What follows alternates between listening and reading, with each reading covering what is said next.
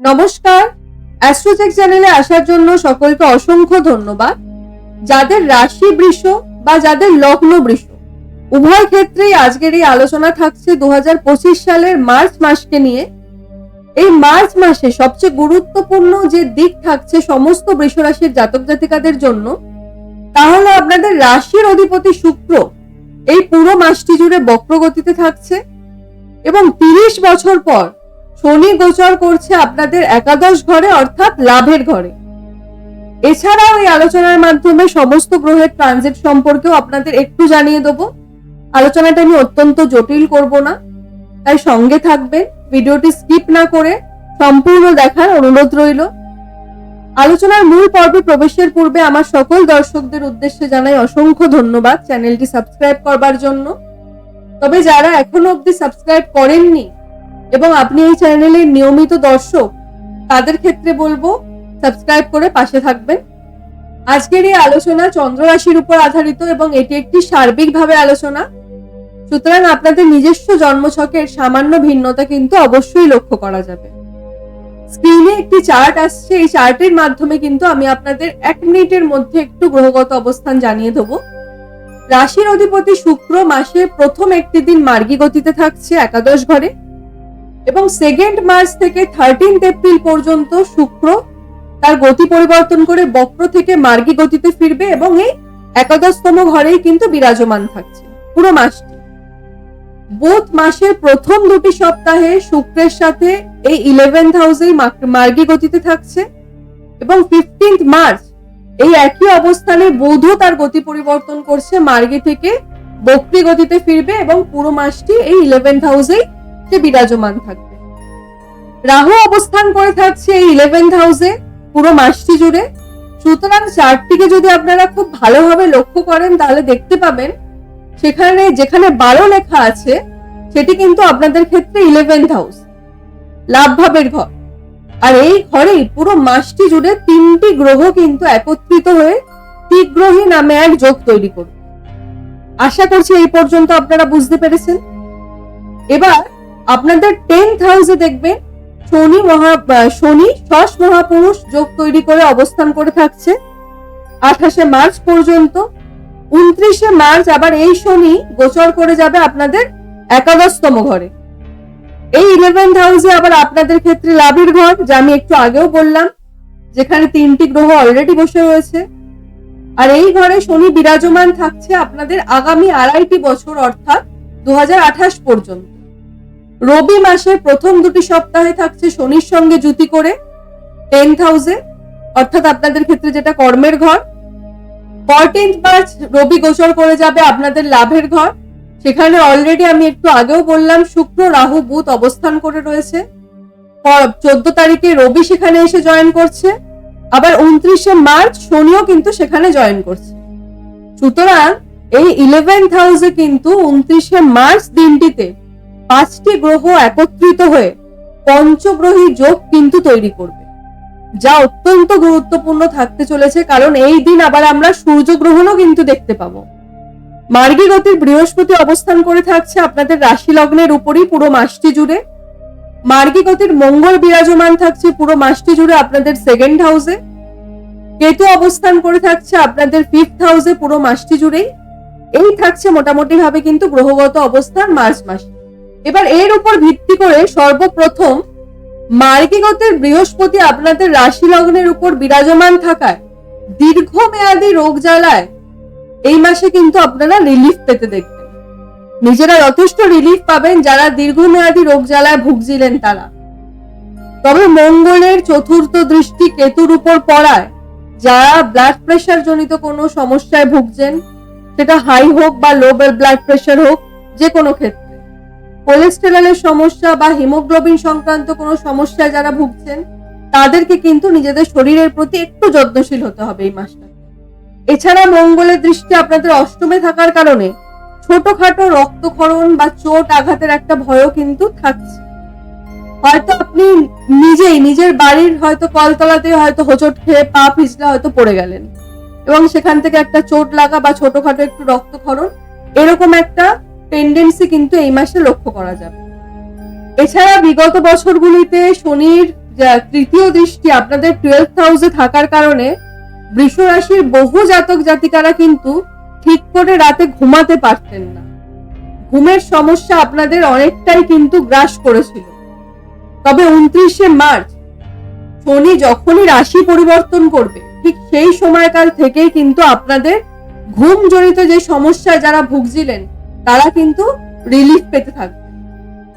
অর্থাৎ এপ্রিল থেকে বলা যাবে যে আপনাদের শারীরিক দিকে বা ঘুম জনিত আপনাদের স্লিপিং সাইকেল কিন্তু যথেষ্ট মাত্রায় ঠিক থাকবে, এবং স্লিপিং সাইকেল যদি কোনো মানুষের ঠিক থাকে তার কিন্তু শরীর স্বাস্থ্য, মন মেজাজ সমস্ত কিছুই ভালো থাকে। সুতরাং শারীরিক দিক থেকে সবচেয়ে বেশি পরিবর্তন কিন্তু আসবে আপনাদের জীবনে এপ্রিল মাস থেকে। যারা প্রেমের সম্পর্কে জড়িত আছেন এবং প্রেমটাকে কোনো রকম ভাবে আপনারা বিবাহ বন্ধনে পরিবর্তিত করতে চাইছিলেন, তাদের ক্ষেত্রে বলবো এই মাস কিন্তু আপনাদের জন্য অত্যন্ত শুভ থাকছে। কারণ মার্গী গুরু, মার্গী বৃহস্পতি আপনাদের লগ্নের উপর, তা কিন্তু এক দুর্দান্ত সময়ের একটা আভাস দেয়। মাঙ্গলিক কাজের প্রবল যোগ দেখতে পাওয়া যাবে এই সময়। স্পেশালি মাসের প্রথম 15টি দিন কিন্তু আপনাদের জন্য বিশেষ শুভ থাকছে। দাম্পত্য জীবনের সঙ্গে জড়িত ব্যক্তিদের ক্ষেত্রে বলবো মঙ্গল বিরাজমান থাকছে আপনাদের সেকেন্ড হাউস, অর্থাৎ বাণীর ঘর। সেকেন্ড হাউস থেকে কিন্তু আমরা বাক্য, কমিউনিকেশন, ওই ব্যক্তির বাণী সম্পর্কে নির্ধারণ করা হয়ে থাকে। সুতরাং হঠাৎ করে আপনার একটা মাথা গরম হয়ে কাউকে কোনো কটু বাক্য বলে ফেলা, এর প্রবণতা কিন্তু থাকবে এই মাসে। সেই নিয়ে কিন্তু সম্পর্কে একটা মনোমালিন্য বৃদ্ধি হওয়া দাম্পত্য জীবনে, সে তারও কিন্তু লক্ষণ প্রবল মাত্রায় বৃদ্ধি পাবে। তবে আপনাদের নিজেদের মন মানসিকতা, নিজেদের টেম্পারটাকে, নিজেদেরকে কিন্তু ব্যালেন্স করে চলতে হবে। তাহলে কিন্তু আপনাদের জন্য দাম্পত্য জীবনের ক্ষেত্রে এই মাস মোটামুটি ভাবে শুভ থাকবে। আর কিন্তু কোনো নেগেটিভ পয়েন্ট নেই দাম্পত্য জীবনের ক্ষেত্রেও। যারা কনসিভ করার চেষ্টা করছেন তাদের ক্ষেত্রে বলবো কনসিভ করার ক্ষেত্রে এই মাসের প্রথম 15টি দিন অত্যন্ত শুভ থাকছে। যারা আইনি আদালতি সমস্যায় ভুগছেন তাদের ক্ষেত্রে বৃহস্পতির দৃষ্টি মার্চ মাসের শেষ সপ্তাহ থেকে কিন্তু যথেষ্ট শুভ ফলাফল দেবে আপনাদের। অর্থাৎ এই সময়কালে বা বিশেষত ভাবে বলবো মার্চের শেষ সপ্তাহ থেকে এপ্রিলের প্রথম যে উইক থাকবে সেই সময় পর্যন্ত কিন্তু, বা এপ্রিলের 7 তারিখ পর্যন্ত কিন্তু আইনি সমস্যার সমাধানের একটা প্রবল সম্ভাবনা বা একটা রাস্তা কিন্তু তৈরি হতে লক্ষিত হবে। এই সময়কালে আপনাদের ভাগ্যস্থানে বৃহস্পতির অন্তিম দৃষ্টি থাকছে এবং মঙ্গলের অষ্টম দৃষ্টি আবার ভাগ্যস্থানে থাকছে। সুতরাং ভাগ্যস্থানে দুটো গ্রহের দৃষ্টি থাকছে, বৃহস্পতির অন্তিম দৃষ্টি আর মঙ্গলের অষ্টম দৃষ্টি, এবং এই ভাগ্যস্থানে আবার বিরাজমান কি আছে? শনি। সুতরাং এই সময়কালে ভাগ্যের সহায়তা কিন্তু আপনারা প্রবল মাত্রায় পাবেন। যে কোনো কাজে যে এতদিন ধরে একটা ডিলে হওয়ার টেন্ডেন্সি আপনাদের মধ্যে ছিল, যে আপনারা যেই কাজ ধরতেন সেই কাজে আপনাদের পূর্ণ হতো না, কাজে একটা ডিলে হতো, ডেটের পর ডেট হতো, এবার কিন্তু সেইটা যে ডিলে হওয়ার যে টেন্ডেন্সি সেটা কিন্তু কমতে লক্ষিত হবে এবং সময়ের পূর্বে কিন্তু আপনি কর্ম শেষ করতে পারবেন। অর্থের আগমন বা নতুন ভাবে কোনো ইনকামের উৎস আপনাদের ক্ষেত্রে অত্যন্ত শুভ থাকছে পুরো মাসটি জুড়ে। তবে ব্যয়ভাব বা দায়িত্বও কিন্তু আপনাদের বাড়বে। হিসেবের বাইরে হঠাৎ করে কোনো দায়িত্ব চলে আসা এবং সেই কারণে খরচ বৃদ্ধির একটা প্রবণতা কিন্তু আপনাদের মধ্যে বাড়তে লক্ষিত হবে। 15 তারিখের পরবর্তীতে বক্রী শুক্র এবং রাহুর জড়ত্ব যোগ যখন তৈরি হবে তখন কিন্তু ক্রুশিয়াল যে কোনো ডিসিশন আপনারা যদি নিতে চান তা কিন্তু রং ডিসিশনে পরিণত হবে। তাই সকল ক্ষেত্রে বলবো, যদি আপনাদের মার্চ মাসে কোনো ক্রুশিয়াল ডিসিশন নেওয়ার থাকে নিজেদের লাইফ নিয়ে, নিজেদের যে কোনো জিনিস নিয়ে যেটা আপনার মনে হয় আপনার ক্ষেত্রে গুরুত্বপূর্ণ, সেই সমস্ত কর্মক্ষেত্রে বলবো 15 তারিখের পূর্ববর্তী সময় সেখানে আপনি ডিসিশন নিন। সেই ডিসিশন কিন্তু আপনার আগামী দিনে ভালো ফল দেবে। তবে 15 তারিখের পরবর্তী সময়টা কিন্তু খুব একটা শুভ থাকবে না যে কোনো বিষয় সম্পর্কে ডিসিশন নেওয়ার ক্ষেত্রে।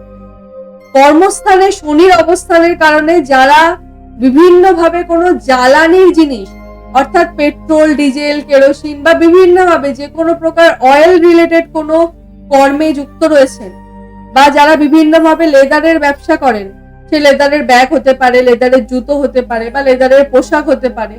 মোটামুটি ভাবে লেদার রিলেটেড কোনো কর্মে যদি আপনি নিযুক্ত থাকেন, অয়েল রিলেটেড বা ফুয়েল জনিত কোনো কর্মে যদি আপনি নিযুক্ত থাকেন, বা কোনো রকম ভাবে লোহা সংক্রান্ত কোনো কাজ, বা বিভিন্ন ভাবে গাড়ির কোনো স্পেয়ার পার্টস বা অটোমোবাইল ইন্ডাস্ট্রি, এই সমস্ত কাজের সঙ্গে যদি আপনি যুক্ত থাকেন, তাদের সকলের ক্ষেত্রে বলবো এই সময় কিন্তু এই মার্চ মাস অত্যন্ত শুভ থাকবে। সরকারি কোনো ক্ষেত্রে হোক বা প্রাইভেট কোনো কোম্পানিতে হোক, বা বিভিন্ন ভাবে আপনি নিজস্ব কোনো ব্যবসা করে থাকেন, যদি এই অটোমোবাইল সেক্টর, ইঞ্জিনিয়ারিং লাইন, বা আপনাদের লেদার রিলেটেড কোনো জিনিস, বা ফুয়েল রিলেটেড, সেটা কোল হতে পারে, কোনো রকম জ্বালানির জিনিস হতে পারে, এই সমস্ত ক্ষেত্রে কিন্তু এই মাস অত্যন্ত শুভ থাকছে। আইটি সেক্টরের লোকেদের ক্ষেত্রেও এই মাস অত্যন্ত ভালো থাকবে।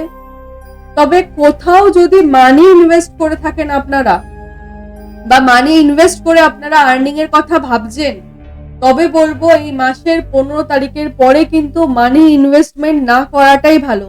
ইভেন দো যারা বিভিন্ন ভাবে স্টক মার্কেট বা শেয়ার মার্কেটে নিত্যদিন মানি ইনভেস্ট করে থাকেন, তাদের ক্ষেত্রেও বলবো 15 তারিখের পরে অ্যাটলিস্ট এপ্রিল মাসের 7 তারিখ পর্যন্ত কোনো রকম ইনভেস্টমেন্ট কিন্তু না করাটাই ভালো।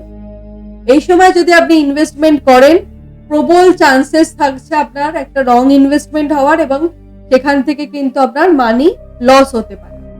সুতরাং এই জায়গায় কিন্তু আপনাদের সচেতন থাকতে হবে। বাকি প্রফেশনাল লাইফ বা কর্মের জায়গায় বা অর্থের জায়গায় সমস্ত ক্ষেত্রে কিন্তু মার্চ মাস থেকে ধীরে ধীরে আপনারা ভাগ্যের সহায়তা পেতে লক্ষ্য করা যাবে আপনাদের ক্ষেত্রে। তবে এপ্রিল থেকে তো সময়কাল আপনাদের আলো ভালো আসছে। মার্চ মাসে আপনার কি হবে, এতদিন ধরে যে ব্লকেজ গুলো আপনি জীবনে ফেস করছিলেন, সেই ব্লকেজ গুলো কিন্তু আপনার একটু একটু করে কাটতে, আপনার জীবনের যে একটা পরিবর্তন আসবে, নিজের মনের থেকে একটা নেগেটিভিটি দূর হবে, এটা আপনি নিজেই উপলব্ধি করতে পারবেন। তবে এপ্রিল থেকে এখন আপনি যেটা উপলব্ধি করবেন, যেই নেগেটিভিটি গুলো কাটবে, বা এই মুহূর্তে আপনি যে কর্মটা করবেন, মার্চ থেকে কিন্তু সেই কর্মটা আপনার একটা ফ্রুটফুল রেজাল্ট দিতে স্টার্ট করবে। আজকের মতো আলোচনাটি এই পর্যন্তই। অনুষ্ঠানটি কেমন লাগলো অবশ্যই জানাবেন। সকলে সুস্থ থাকবেন, ভালো থাকবেন, সকলের মনস্কামনা পূর্ণ হোক, এই আশা রেখে আজকের এই অনুষ্ঠানটি এখানেই শেষ করলাম। সকলের সঙ্গে থাকবেন, পাশে থাকবেন, এবং চ্যানেলটি সাবস্ক্রাইব করতে একদম ভুলবেন না। ধন্যবাদ।